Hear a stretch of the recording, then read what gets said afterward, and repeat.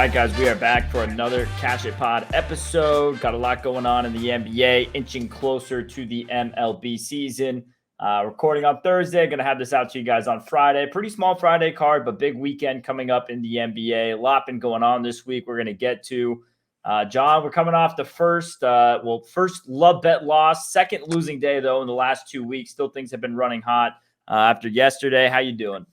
Miserable. That was a long night last night.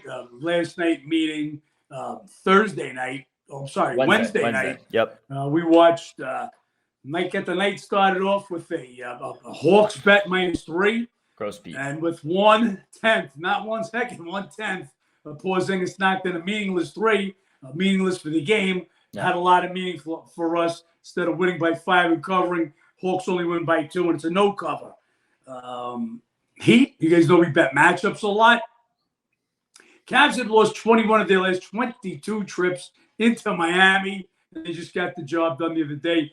We took 2.5 on that game. That game closed pick or 1, depending on your book. Right side, wrong result. Cavs win by 4. Again, it's just down to the free throws at the end. And now this is not me saying. We had Toronto game, our first love bet. After the game, Fred VanVleet had words for the refs, how poorly they did. Disparity in free throws, the free throws attempted, fouls that were called. He went after the referee Taylor, who's now teed up VanVleet 3 times this year alone, just from that one ref. So again, not me saying it. No crying over here. We lost it. We knocked we knocked the shit out of the line. Took 5. That game closed 2.5. That and only that is what we guarantee, being on the right side at the right number. The rest is up to the players and sometimes up to the refs. Yeah, the free throw disparity in that game was 31 free throws for the Clippers, only 14 for the Raptors, so over double. Obviously, play styles play a part in that, but yeah, it's a big disparity. So Fred VanVleet did have reason to chirp a little bit. But yeah, and that the Hawks Wizards bad beat. I mean, Porzingis, that one was just irritating because it was 6.9 seconds left, I think it was, when they were inbounding the ball. And typically, there's enough time there to get a shot off, foul again, and get it up. But just taking a shot at the final 1 second. I mean, if you're going to try to make that 5-point comeback, you got to get the shot off in the first couple of seconds. Obviously, they're not thinking about bettors, but just to try to win the game, that was a tough blow there. But that's the way she bounces sometimes. Look, that's the way it bounces sometimes. It's the way it bounced yesterday, and will hopefully bounce back today. Day before, Shark guys got absolutely, annihilated. Yep. Literally every single game. So we're going to go down that board from the day before, and it started, excuse me, as it always does, with an information game. Milwaukee was at Orlando. Milwaukee absolutely owns them, beat them 13 times in a row. So it's a game that you just blindly bet the Bucks. 9-3-1 in those 13 games, 9-3-1 against the spread. But they hold out Giannis and Jrue Holiday. That game goes from 7.5 to 2.5. But Milwaukee does what they do every time that they face Orlando, and they beat them by 11. So Sharp guys lose the injury info game there. Washington Wizards, a game that we get on in the second half. We weren't on it from the beginning of the game. That game went from Wizards 6.5 to 10.5. The entire team basically out as the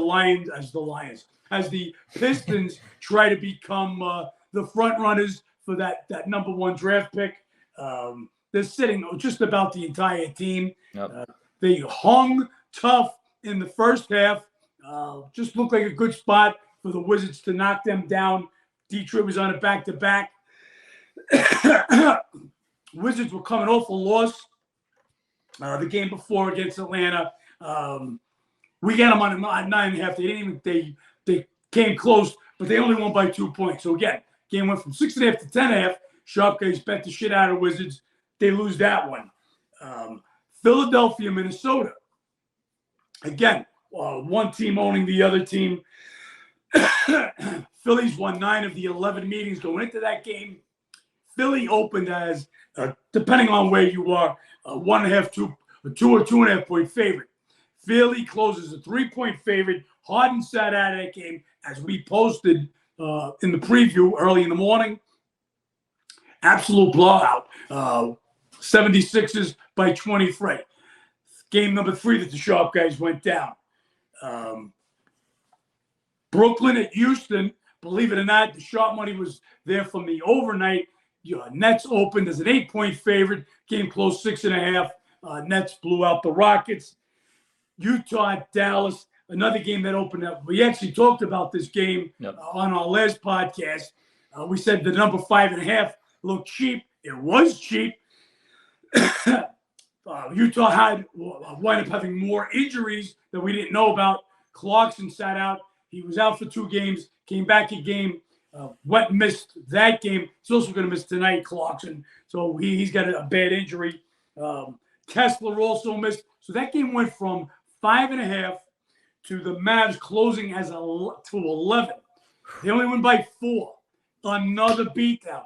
And last but not least, the Grizzlies, the Lakers opened as a 2-point favorite. Grizzlies went as far as up to 2 points. So the line swang 2-2. We jumped on the Lakers, bucking the wise guys. Lakers get the money. So the wise guys, the Sharps, literally blew the board. I sent out a little message. Don't know if everybody got it. We dodged the bullet. We're usually on the Sharp sides. Just certain things kept me off each of the games. And the one game where they bet Memphis, I didn't see it. I like the Lakers. So we dodged the bullet that night. And last night, worst night we've had in a couple of weeks, we come back at it tonight. And I guess why don't you talk about the give our love bet tonight, Ben? Yeah, just first I'm going to touch in on what you said about that Lakers game on Tuesday. I mean, we talk a lot about beating the numbers, getting ahead, the overnight lines, but sometimes we do disagree with the Sharps. Sometimes it is getting just the best price on the game, and that's letting the Sharps take the number as far as it'll go and then getting on that other side. So it is all about getting on the right side with the best number possible and pulled that off well on Tuesday. As far as the love bet going into today, so we have this Memphis Grizzlies Warriors game, and it's just a great spot for the Grizzlies all around. You have this Grizzlies team who obviously with the Ja Morant struggles, bunch of drama there. Grizzlies, they're 4-7 without Ja Morant, but 4-1 in the 5 home games. And that's just been a thing all season long. The home road splits for a lot of these top teams, but specifically in the West, have just been extreme. And Grizzlies, one of those teams. You have a lot of revenge here in the history of this matchup. So not only do the Warriors beat them earlier this season, Christmas Day, beat them twice this year at Golden State, beat them last year in the postseason. But the matchup history in Memphis favors the Grizzlies pretty well. So they have won, 6 of the last 8 in Memphis? Excuse me, I read that wrong. It's they're 5-1. 5-1, sorry. The last 6 games in Memphis, the only Warrior win was a 1-point win last year's playoffs. Yep. So 5-1. At Memphis, this is a revenge spot. This is this Ja Morant thing hanging over them. Looks like it's cleared up now. He's not going to get charged from the last, from whatever Colorado police were investigating. Looks like he's going to be away from the team another 4 games, starting with tonight. Maybe they put this behind them. If they're going to do it, they're going to do it at home. They've been great there all year. Warriors they've been horrible. No other way to put it. 7-25 straight up on the road. Grizzlies have been great at home. Got a little revenge. Got the head-to-head history in Memphis. I look for the Grizzlies to come up with a big game tonight. Yeah, this is a game, both teams are coming up for. I know Dylan Brooks and Draymond Green are both kind of trading shots on their own podcasts and, social media videos saying this and that. As far as the Ja Morant situation, so apparently he passed the first clearing charge that he had, the Colorado issue with, playing pickup basketball there. And then the second one now he needs to clear is if he ever had possession of a gun on a team plane. Apparently, if he had possession of a gun on a team plane and they can somehow find evidence of that, he'll be getting a 50-game suspension. So that's kind of the last clearing. He has 4 more games. As they figure that out, he's going to sit out. So I imagine that's not going to be the case. I don't think the league wants that in the press. I don't think the league wants Ja Morant out of the postseason. we'll see what they end up coming up for. I think this is just kind of a saving face on everyone's side. There have to be some sort of a punishment, some sort of a evaluation from the league looking into the matter. And I agree. I think he's already served 2, or sat out 2, served, whatever you want to call it. Going to miss the next 4, 6 games. They think he'll be warning enough. Hey, kid, this is the NBA. You don't mess around here. Yep. We're not in the playground. I think he'll get it, and we'll see what happens. But tonight, I do think, even without him, at home, they will be able to get the job done. Yeah, and the last couple of cards, like we already mentioned on Tuesday's card, a lot of sharp lines that moved a lot, didn't have a lot of success. Sharps got swept. Yesterday, a lot of the sharp sides fell down. Today, so far, we'll see how it goes. Couple of bets, that and the Pacers -9.5 as well. Just have to go against this Rockies team the way they're playing. We'll see if these sharp sides and the way the line's been moving starts to kind of turn back in favor starting tonight with this Thursday card. Then we have a pretty quiet Friday card, John. It's pretty small. We do have a big weekend coming up, big Saturday slate. We can kind of dive in here, though, to this 6-game card we have for a Friday, which I think is the smallest Friday card we've had since covering these podcasts. Yeah, well, it's when you never really have more games on a Thursday than a Friday. Yep. But this time of year, you get all it's March Madness starting to go. You've got some conference championships going on and stuff. So I guess that's what they're figuring in. Whatever it is, we go with the flow. So we'll start with tomorrow's games. You get Portland and Philly. And in this matchup, Portland's had a lot of success, believe it or not. They've now won 7 of the last 9 meetings between the two teams. Excuse me. They won 7 of 9 prior to this year. Philly went out there earlier this year and beat them by 10 points. Portland, fifth game in 8 days on this road trip. Got blown out at Boston their last game. Nurkic did come back. Simon's still questionable to come back. Philly just coming back off their road trip. They had 1 fall-down game at Dallas. Played great basketball other than that. The big win at Milwaukee to stop Milwaukee's winning streak. Look, Philly's a real team. Big wins at Minnesota. They did that without Harden to start the trip off. Big win in Miami. They did that without Embiid. They got the guns there. So we'll see how they do later in the season. 8.5 is what I make the game. And right now, that's what the overnight line is. Yeah, split meetings last year in that one. Joel Embiid did not play in those matchups. So we'll see how much of a factor. Obviously, he played in the matchup over the season in January. They took care of business there. 76ers now winning, 2 of the last 3 meetings. We'll see how Portland does defensively. But typically, this Blazers team struggles with bigs. They struggle guarding the interior. That's part of Nurkic just not being the best defensive center in the first place, but also they're just not deep in that category as well. Embiid's 32, 35, 37 last couple of games here against Portland that he's actually played in. For you prop guys, might be a nice little spot to look at. Definitely do not want this Blazers team going for me on the road here towards the back end of a trip, especially with that in mind. So lean a little bit to the Sixers. I think it's too big of a number to want to get involved with. Could be interested in a little bit of an under as well. Sixers have been playing some high-scoring games, but Blazers here back into this trip a little bit low-scoring, and then we're starting to see that fatigue a little bit. So lean to the under, lean to Philly, and could be an Embiid prop night. This next one, John, Hawks Wizards. We have the second game of a 2-game set in Washington.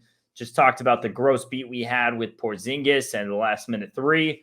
And then you have this Atlanta team who's been playing better. You have their 7-2, 3-6 against the spread the last 9 meetings. A little bit of a weird matchup history. Hawks winning the games, not quite covering.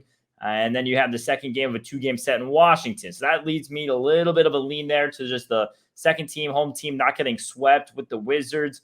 Not the best home numbers there for the Wizards, not the best road numbers either for Atlanta. Slightly into Washington in this game, just solely on the spot. Porzingis did have a big game, put up 43 in that last matchup. I don't know if you have any thoughts or feelings here on this one.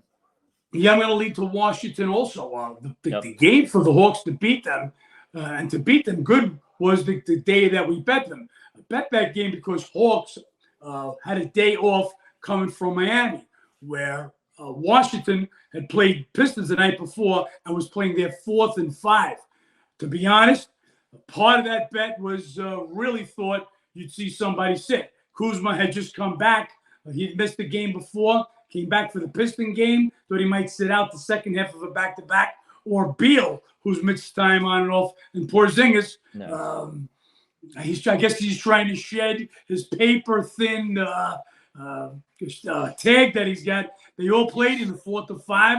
Very surprised. Not only did Porzingis play, had a monster, 43 points. Wizards shot the shit out of the ball, 56.6% from the field. They came up with a big game, showed me a lot on the 4th and 5, and fought right down to the end. My leans to Wash. We'll see where that line goes. Yeah, Wizards right there standing-wise as well. They're currently in that 10th seed, so right there in the play-in, but Atlanta in the 8th seed. They're just 1.5 games back there from the Hawks, so they can split games here with the Hawks. That's big for them seeding-wise, maybe find a way to get home court advantage in the play-in, depending on how they close out the end of the season. And we might see that more with teams like that as far as, those guys like you mentioned, typically sitting more so on back-to-back tough spots. Might be seeing them to kind of test the limits a little bit down the stretch. This is a different time of year. This time of year, you start seeing those teams in the 8th, 9th, 10th seed, or the teams that's the first, just the 11th seed or 12th, who's just trying to make it. They'll surprise some teams. Look what the Bulls did last night to the Nuggets. Nuggets right now, even after last night's loss, have a 7-game lead in the West. Bulls right now, they're 1 game behind the Wizards. They want to make that play-in. They need wins. Denver, kind of secure with a 7-game lead, just 16 left for that number 1 seed. So these are the things we'll watch for now. Your better teams secured in a spot, they start taking time off. It was last year. Clippers, I guess they were in a spot that didn't matter to where they were going to finish. Their last 5 or 6 games, they were just playing guys, a couple guys here, resting guys pretty much to get healthy to get rested for the playoffs. So we'll be looking at this end stretch of season differently than we do in the beginning or in the middle. Like I said, some teams need a W. Some teams, Pistons, Hornets, Rockets, Spurs, they want L's. Yep. They want that number 1 pick. So we'll be watching those quite carefully. Yeah, speaking of this Denver team, I hate that it's the best team, one of the best teams in the NBA versus one of the worst teams, because I want to back San Antonio in this spot. You have this Nuggets team who's not pressing as much, like you mentioned, are playing pretty good though. 8-2, 7-3 against the spread their last 10. We talk about the drop off when you go on the road. However, the Spurs 2-18, 4-16 against the spread their last 20 games. Really tough to want to back them. The only hitch is they're coming off 4 days rest. They haven't played since Sunday. So they're going to be a well-rested team, a team that's had a lot of injuries, team kind of resting. I mean, Sohan, McDermott, Langford, Jones, Collins, all still listed questionable. We'll see how many of those guys fit in. They'll all play. Those guys were questionable because of that home and home series with the Rockets. Pop sat Keldon Johnson and Vassell in the first game. He sat the other guys in the second game. They'll all play. But look, just what you said, the numbers suggest San Antonio in this spot, but no way I want this team. Like I said, even with 4 days rest, Denver might come up a little pissed off that they got blown out by 20 at home. Spurs did have some success last year. Split 4 meetings with Denver. Still don't want no part of them in this spot. Yeah, the trends do favor them a little bit. 3-1 against the spread, last 4 in San Antonio, but best shooting team in the NBA, shooting 50.8%. Spurs give up 50.8% shooting. They've been giving up the most points all season long. Tough to want to get behind those numbers. We have another home-and-home series, another series we were on there, Cavs and Heat, second game of the 2-game set in Miami. Like you mentioned, 104-100, lose that game by 4 earlier. You have this Cavs team playing pretty well. They lead the NBA in points allowed. Heat are second as far as points allowed. The first one was a low-scoring matchup. That total closed at 215.5. We're seeing 213.5, 214 for tomorrow's matchup. So wouldn't be surprised if it's another under here with 2 low-scoring teams. Could be a little bit of a play there. Tough to want to back the Cavs here. They are playing better. They're 4-1 their last 5. You have the Heat, who are just 2-3, 1-4 against the spread their last 5. They're the worst against the spread team at home in the NBA. just those home and homes weird. And like you said before, Miami really needs to split this set. So with that, the spot alone makes me lean to Miami, and obviously got to lean to the under. Just not sure if I want to back this Heat team at home. Don't know if I can get that to put money on that right now. Well, just a quick correction. It's not home and home. It's the second of a 2-game set in Miami. Cavs beat them the first game. Look, these 2-game sets, very tough when two teams are so evenly matched to sweep both games. That's what's got to give that lean to Miami. Also, as I mentioned earlier, Cleveland had lost 21 of their prior 22 trips to Miami. I'm talking straight up. So a little bit of a lean to Miami. Cleveland, they've not been good on the road. As you know, Miami, terrible or the worst team against the spread, but going into their last game, 21-12 straight up. So here's a straight up spot for them. Lean to Miami. Would want to take a full bucket, no less. We took 2.5 in the last game. This game is sitting at 1.5 on the overnight. We'll see where that line moves. This next one is the only one we have back-to-back situation. We have Brooklyn, who's playing tonight against Milwaukee, like we mentioned a bit ago. But this Nets team resting a good amount of guys. Dinwiddie, Johnson, O'Neal, Claxton, they're all going to be resting tonight. Bridges, the one, the starters who's playing tonight. Maybe we'll see. Maybe he's the one who gets the day off for tomorrow while these guys all sit today. Then you have this Minnesota team who's coming off the loss to Philly, where it was a pretty good spot. They're 3-1 their last 4. Nets have had success in the matchup history, but with Brooklyn, really hard to hold too much weight to their matchup history because it's pretty much a brand new roster that they're playing with at this point.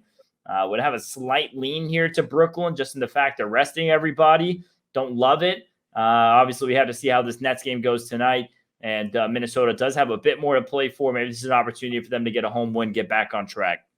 Yeah, I'm expecting Bridges probably to sit tomorrow. As you said, they're giving everybody pretty much off tonight. So maybe it's Bridges and Finney-Smith tomorrow, the 2 starters that aren't sitting tonight. We'll see. We need that information to make a not only need the information who's playing, you need a line. Right now, there's not even a line up there. If Brooklyn played all their players tomorrow, I have this game as Timberwolves being 5. This is not only back-to-back, but it's 4th and 6 for the Nets. So they started their trek in the Nets started their trek at Houston, go to Milwaukee. Now they'll be coming to Minnesota. This was after the game at Boston, and then they came back home to crush Charlotte. So a lot of games.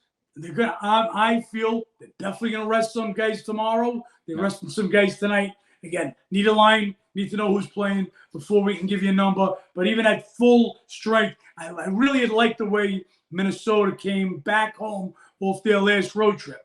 Now, they fell down and played a dud against the 76ers.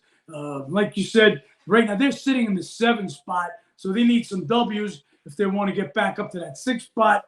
My lean would be to many. Got to know the line, got to know the injury situation. Yeah, and this last game as a team right there in that 9 spot, the Lakers inching their way up, playing pretty well right now. No LeBron, no problem. Anthony Davis is playing pretty well. They're currently 1.5 games behind Minnesota right now in the 9 spot. You have Anthony Davis coming off the 30 points, 22 rebounds game in their last win against Memphis. And then this Toronto team, back end of a road trip, fifth game in 9 days. They get, we talked about the loss already with the Clippers they're coming off of on Wednesday. They're just 1-3, 2-2 against the spread on the trip. If it wasn't for the matchup history, this spot to me would be all Lakers. They're playing better right now. They have more going for them. They need it. Just the matchup history, really, really tough to buck on this one. Raptors winning 13 of the last 15 meetings, including each of the last 7 at LA, which they've covered. Slight lean to Raptors based on that alone. Coming off a tough loss to the Clippers. Maybe they have a little bit of something there. And then Russell's questionable return for the Lakers. So Lakers playing better basketball right now. They need the wins. Just trends like that, 13 of 15, 7 in a row at LA, really tough to go against. 7 straight for Toronto in LA against the Lakers. They didn't get the one, unfortunately, in LA the other night. Right. But so they are sitting there so there's no travel for them. Lakers will get Russell back, and he will be put right in the starting lineup. They'll be sending Schroeder to the bench, which tells me he'll be playing somewhat normal minutes. He won't be that limited. Lakers, they're going to wind up in the playoffs by default, even with losing LeBron. You've just got Utah, Portland, and OKC. Now that Shai is back, looks good, but they just look like they're going to be able to back in there. As I said, they'll be in that 7 through 10 spot. I can't see them making the leap, getting into one of the top 6 spots, but they'll be into that playoff picture now with the play-in picture. Russell comes back, but just as Ben said, no way in the world am I going to buck a trend. Toronto's won 7 straight there. Yes, going towards the tail end of the trip, but no travel because their last game was in LA, so they've had today off.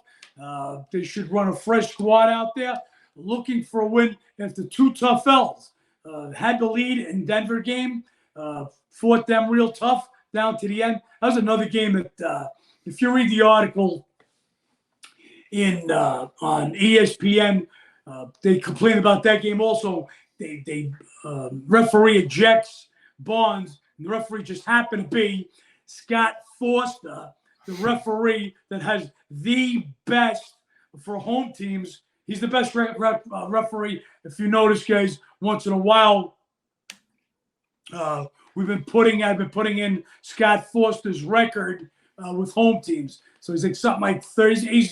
He's over 666 percentage against the spread for the home team. So Denver needed a few more points if they were going to cover, and all of a sudden he tees up Barnes and ejects him with like 36 seconds in the game. So anyway, Toronto comes off a tough one there, goes to the Clippers, get off to a great start in the first quarter, tie game at half. They just lost it in the third quarter, try to come back. If you listen to Fred VanVleet, refereeing had a little to do with it. Yep. I'm not going to say nothing. I'll let Fred VanVleet do the talking. This is a game Toronto needs also. Toronto right now, just a half a game. They're in 9th place, half a game ahead of Washington, just 1.5 ahead of the Bulls. So these teams, these 8th, 9th, 10th, and teams just outside the play-in, these teams are going to play a little better. Every game means something for them if they're trying to get in. For the teams that aren't trying to get in, the opposite. Pistons, Hornets, Spurs, Rockets. Yeah, you mentioned that game that Toronto had at Denver. I guess that is important to note as well. They do return home to a game with the Nuggets in Toronto. So maybe a little bit of revenge there to that, the way that closed out. What you said about the Lakers not, catching the 6, I wouldn't be too surprised if they pulled it off. Obviously, if they had LeBron, would be a bit more, confident in saying that they could do it. But as far as those 5 and 6 seed Warriors and Clippers right now, they're just 2 games back of that. And both those teams struggling. Warriors going in a bit of a gauntlet after this. They get Milwaukee, Phoenix. I mean, they get some tough matchups coming up here. So they have the potential, but they got to take care of there, and they got to continue winning games. And Anthony Davis absolutely has to stay healthy. And while healthy, he has been dominant. So we'll see if that continues to be the case there for LA. Look, I bet the Lakers the other night against Memphis. Yep. The spot called for it. That being said, right now, without LeBron, I have them rated as the worst of those top 10 teams. I've also got OKC rated better than them. I'm talking about right now. Yep. In other words, if they were to play right now, I've got OKC better than them. I've got them just a little bit better than Portland now that Nurkic came back, and I've got them better. I've got them better than the Jazz right now. Jazz don't have Sexton, don't have Clarkson. But that's how down low I've got the Lakers right now. That's why they're a pick'em or 1-point favorite over a Toronto team that's been on a long road trip. That's how low that their rating is. That's why they were. I thought they had Memphis too good on the road. See that again. This is why I always talk, guys, about my ratings, which how I rate teams is separately, each team away and at home. That's why the lines the last couple of days don't make sense with Memphis. All the sharp money went on Memphis at the Lakers. And it looks like some sharp money is playing on Golden State today. And we're on the Grizzlies. So it just doesn't make sense to me. They were playing Grizzlies on the road at the Lakers, a game the Lakers needed to win. The Grizzlies have been terrible on the road, and now they come home. This is a game that Memphis needs to win, and they play tremendously at home. So a little disparity there. Rating the teams home and away is the only way to get it done, and that's what I do. Let's see how it pans out tonight. I like the Grizzlies. But as far as the Lakers, without LeBron, going to miss at least another 2 weeks. Don't see them making a move into that top 6. Just don't see it. John, a pretty small Friday card. I mean, obviously we can't touch too much on Saturday just based on what happens these next tonight, Thursday night, and Friday as well. But we do have some good matchups coming up this weekend. We have the Suns and the Kings, a couple of top teams now in the West, Bucks and the Warriors, Mavericks and Grizzlies, another good Western Conference matchup. Just as far as any of these matchups, looking ahead a couple of days now, are there any reads that you see that you might be coming up to, expecting? Golden State returning home against Milwaukee. That's one that catches my eye. Obviously, the Bucks resting Giannis. Warriors going to be returning from this little trip. Any thoughts there, or maybe on that Suns-Kings game? We'll see Phoenix without Kevin Durant again, and they look no problem. We haven't touched on that yet. No problem against OKC without Kevin Durant. Yeah, that's it was OKC without Shai and without Jalen Williams. Look, Durant is a difference maker. Absolutely. 3 games in, and I catapulted Phoenix to the best rating in the NBA, even better than the Bucks. Different story without him. Phoenix is not winning the championship without KD. I think with KD, they're the front runner in the West, even better than Denver. So we'll see. He's doubtful for the game against Sacramento. Sacramento been playing good basketball. Want to see how Sacramento fares against the Knicks tonight. Knicks were red hot. They just had a total. We talk a lot about letdown games, guys. So perfect example. Gets no better than the Knicks coming off the double overtime game against the Celtics. They get the W. They come home against Charlotte, now riding a 9-game winning streak. Charlotte is the 2 worst teams in the East, Pistons, Hornets, and the Hornets go in and beat them as a 9.5-point dog. Typical letdown game. And these are the things that we follow. It's not just, is this team better than that team? Each game has a spot, what we call a spot. The letdown is being one of them. A bounce back spot. Talking about Denver possibly bouncing back from the 20-point home loss they took yesterday. Playoff revenge, like we're looking at tonight. Grizzlies. These games have been marked on their calendar since they got knocked out in 6 games. There's some hate between these teams. It's real between the Warriors and the Grizzlies. They'll come with their game tonight, Memphis. So all these, what we call spots, the trends, these are the trends that we follow, and the dominations, the one team owning another team. We talked about Toronto, 7 straight in LA. So right. Teams just go into a spot, they love to play there, and they win there. So these are all the other things that we follow in these spots, the home and home. 2 set games in one spot. Pick it up, Ben, because I'm losing the voice. Yep. So just going in on some of these games coming up on Saturday a little bit. Warriors, Bucks. So we can talk about what that spot might look like a little bit. Warriors, like we said, returning from this trip, haven't had success on it yet. They have won the last 2 meetings against Milwaukee in Golden State. They split the last couple of years, home team winning each meeting.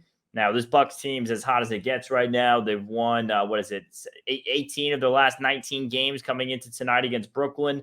Imagine they get the win tonight with the Nets sitting everybody, even without Giannis. So it'll be 19-1 heading into Golden State. We'll see if that's how it plans out. And, if this Grizzlies game goes as expected, it'll be Warriors coming off an 0-for trip and then going back home. That's going to be a much-needed game there for Golden State. Obviously, have to see with Wiggins. They've kind of been hinting he might be coming back soon, might be not. So have to see what's going on there. What was can you give me a ballpark number on what you think we would see there for Bucks at Golden State coming up on Saturday? Bucks at Golden State ballpark. I'm gonna call it a pick'em game. Golden State just a different team at home than they are on the road. Milwaukee, as is Milwaukee. Yeah, but not to the right. Not nearly as drastic. No. Milwaukee's much better at home. Still play decently on the road. Golden State is just abysmal on the road and has been playing great at home. We've been betting on them at home, betting against them on the road. We bet against them at the Lakers last Sunday.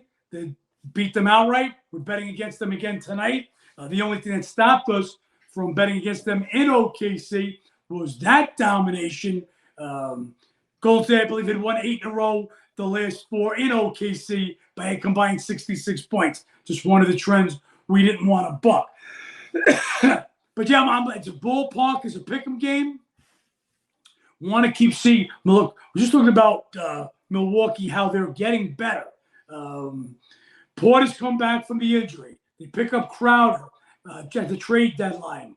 Middleton got his first start since coming back again from the injury against Orlando when they sat Holiday and Giannis.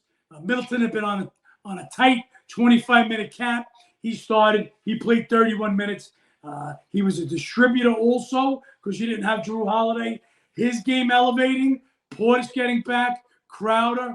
That's why they can still be a 9.5 point favorite over a Brooklyn team, even though Brooklyn is missing some players without the best player on the planet, give or take 1 or 2. Yeah, the Bucks very deep right now, especially at that 4 spot. So even without Giannis, they're getting the job done. Another game here, John, throw at you for Saturday. So we have Mavericks going on to Memphis. Now, obviously, Memphis playing tonight. We have this Dallas team who's just been abysmal. They've been struggling, not being able to get it done really since this Kyrie situation. We talk a lot about the home-away splits also for Memphis, very similar to Golden State, just not getting it done on the road. But Dallas has had success at Memphis, winning 5 of the last 6 trips to Memphis. So you have that going for you. You have 2 teams really who aren't playing that good of basketball right now. Would you give an edge there to the Mavs a little bit there going on the road? Could you make them a favorite with that matchup history, how bad they've been playing, and obviously without John Morant still? What's up with Luka? He went for an MRI today on the thigh. So obviously that's 4 points one way or the other. He's in or he's out. So he got pulled from the game last night at New Orleans. First of all, this Kyrie Luka experiment just hasn't worked out at all yet. We'll see. He's still got about 15, 16 games left to go before the playoffs. But you need to have him on the court. If he's not on the court, look, this is a big game for Memphis. Massive. If you have Memphis get a win tonight over Golden State, and you got Dallas coming off the loss, a little more of an edge to Dallas in that spot. Again, if Luke is playing. Memphis gets blown out tonight, they got to get down to it. They're going to need a W. So just a little different frame of mind. All these things matter, guys. Always keep in your head. These are 20-something-year-old guys for the most part playing. There's highs and lows. Coming off a big win, like we just talked about. That letdown with the Knicks off the Celtics. Or, hey, that's 3 in a row. I got to come with my game tonight. So that mind frame, that frame of mind, huge to how we go into the game. And then obviously the injuries. So you got a tremendous Luka, one of your top 2 scorers, him and Embiid. Is he in? Is he out? If he's in, is he limited? We'll get a little more info. The MRI came back clear, so they say he'll play depending on tolerance. So we'll see as we get closer to that one. We'll get more information on that game if he plays. If Memphis is coming off a win tonight, I'm around pick maybe Dallas 1. Nope, I could agree with you there. That close to pick on that game as well. I mean, it's just tough to see what's going on there with this Memphis team. We'll see how they look tonight against Golden State. It's really a test because Golden State, as much as they've been struggling on the road, they're coming for this game at Memphis for multiple reasons. John, I know losing voice, so I'm going to give you one more little question / segment here to wrap things up. You mentioned earlier, as far as this part of being a love bet tonight with the Grizzlies, what that number would be with Ja Morant healthy. He's not worth 6 points. You mentioned for Luka on Saturday, him being worth at least 4 points to that number. Do you think we could kind of go through a list here, maybe top 5 to 6 guys who you have being worth the most to the number, assuming they're healthy, assuming their team they're playing is healthy? Obviously, I mean, you have a situation like tonight with the Bucks where Giannis sitting doesn't really impact the number as much because Brooklyn's already going to be without 5 guys. But there's the assumption, what 5 guys to their team do you have with the most? And you can even throw in a guy out there like Tyrese Halliburton. I think he's worth the world to that number there to Indiana, just based off the level of drop-off they have. So I'm just interested to see who you kind of have there at the top of that list as meaning to the number. Tyrese Halliburton's worth about 3 points, I feel, to the number. Last year, there was no question. It was Joker. He was 7 points, give or take, depending on the spot, home and away. But he didn't have the help. He didn't have Murray. He didn't have Porter Jr. He's got them. He's worth a little less now. He's still 5+ points, depending on the spot. Giannis, 4.5, 5 points. Again, Giannis has a little more help now when he's got Holiday, when he's got Middleton getting back up to speed. He's got some other bodies out there. 4.5, 5 points.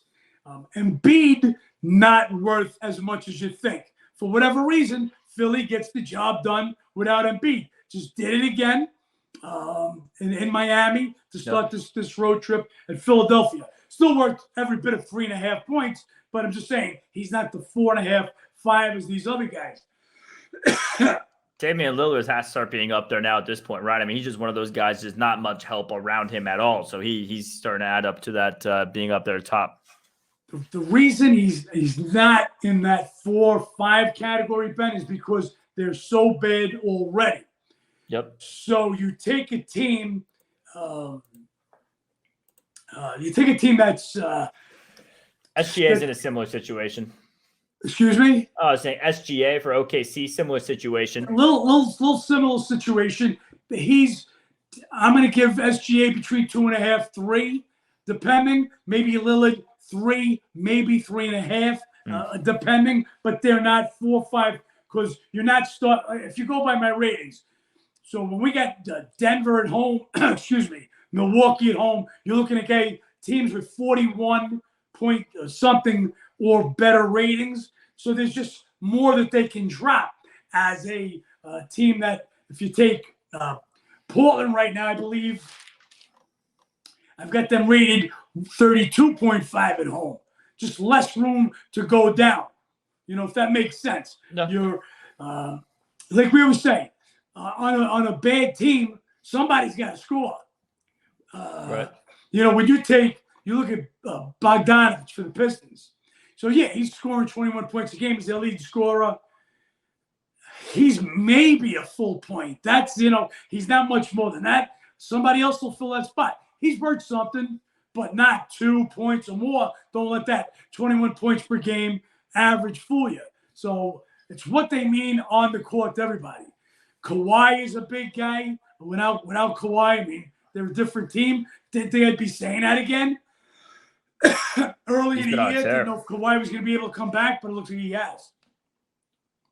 Yeah, Kawhi Leonard starting to look like Kawhi Leonard on both sides of the floor, and that's got to be a good sign there for Clippers heading into the postseason, as long as him and Paul George can't stay healthy. I mean, that's just the question, how long can they stay healthy for? Tatum and Brown are in the 3 to 3.5. Tatum worth a little bit more, but because there's 2 of them there, one can pick up from the other. We just saw that when Tatum sat, Brown played against the Cavs, took the Cavs into OT. They should have never went into OT. That's one, hey, we say the Lord giveth and the Lord taketh away. He gaveth with the Cavs the other night going overtime. He taketh away with Porzingis. So that's part of gambling. Yeah, that's another one right there out there. Actually, Donovan Mitchell, last one there. Obviously, he's I mean, when he's brought to the Cavs this year, Cavs started to look like they had a little something back end of last year. They're up there on top in defensive teams, and this year come right back with that. Everything about them that work defensively, and now you just add in a top guard in the league, and they've obviously taken another step this season. I don't know if you have Donovan Mitchell in that same 3.5 category. Let's put him in the 3-ish category, just because Garland's been doing a hell of a job for them. LeVert will fill in. Again, these guys aren't Donovan Mitchell, but they pick up some slack. And even lately, Ricky Rubio's in there, so he's another ball handler. So he's in that 3.5 category. Again, always remember is it depends on the spot that they're missing. Are they missing against the terrible foursome? Houston, San Antonio, Charlotte, Pistons. Are they missing against one of the better teams? Are they missing on a back-to-back? Missing on a back-to-back, it's worth even more. So it's not just a wall rigid number. It's a ballpark number, and then you figure it out about the spot. And home and away also has to do with it. Nope, absolutely. That'll pretty much wrap it up. We have a pretty small Friday card, a lot going on Saturday. If you guys want information for those Saturday games, make sure you guys sign up. Go check out the How to Beat the Bookie website. Download the app. That link will be in the description on the YouTube and Spotify below. Make sure you guys follow on Instagram as well. How to Beat the Bookie, Cash It Pod. John, I don't know if you have anything else you want to wrap up here before the weekend. Yeah, I want to get this Grizzlies love bet in tonight. Yeah. I want to knock down my Pacers bet. We're going to do a lot of betting against that terrible foursome when I see a spot that's right. Looks like Indiana still's playing to win, to get games.